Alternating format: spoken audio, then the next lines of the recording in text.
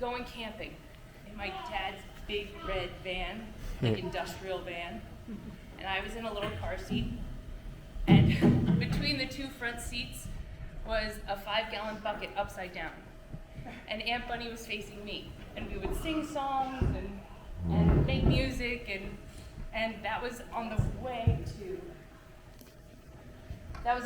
to camping. And the other core memory that we're going to share with you is watching the campfire and seeing Mom and Aunt Bunny singing. And anyone who walked up joined in and brought this joy of music. Aunt Bunny was not a trained musician, and she didn't have to be. None of us have to be, to bring music into the lives of others. And she brought that love and life.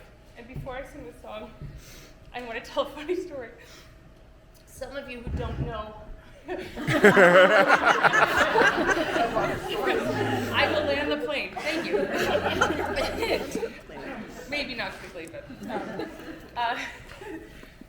if you know Bunny from the past 20 years, you might not have known that when we were kids, Aunt Bunny was a smoker. And for a time when my parents were building our house, Aunt Bunny was visiting all the time, and she stayed with us and with Uncle Bernie and Chip when he was a tiny baby when their house was being built, and Aunt Bunny was the smoker. And we had to clean up for a party, and we were all outside. And Aunt Bunny paid Chris and I 10 cents a butt in a coffee can for us to find all the work zones and clean up the butts. So there we were. God, we must have been 5 and 8 years old with a little coffee can running around I got another one. And she paid out. We probably spent it on candy. But it's that what a pistol. She was paying kids. It was also the 80s. But she was paying kids to pick up butts. So that's a little, just a funny light story that she brought to all of us. And when we see someone with blue hair, and we see lime green hair, and a committed activist, because she saw what was important to us and what was keeping us alive, and she brought us that every single day.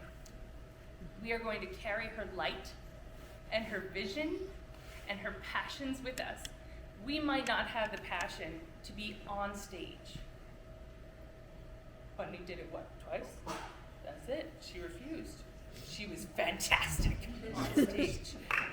But backstage and in our hearts, she will be running that show every single day. So, I have a couple things to share with you too.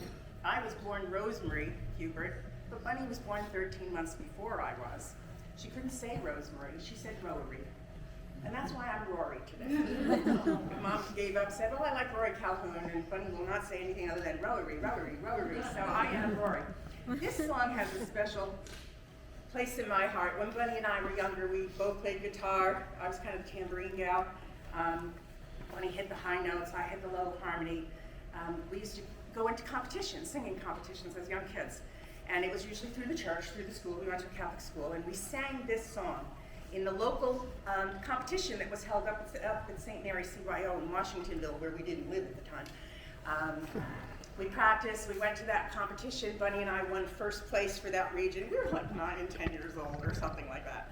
And it qualified us to compete in the state competition down at Fordham University, which was going to be X number of weeks ahead of time, and we were stoked.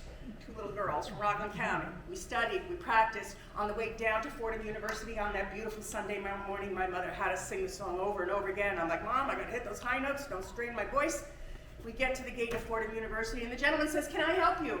And my dad says, yes, we're here for the CYO competition. My daughters are gonna win. And he said, well, then you should have come yesterday, because that's when the competition was. So Bunny and I never got to sing. We sang it around the campfire a million times, but this is for Bunny at Fordham University. And I hope I can get through it. So.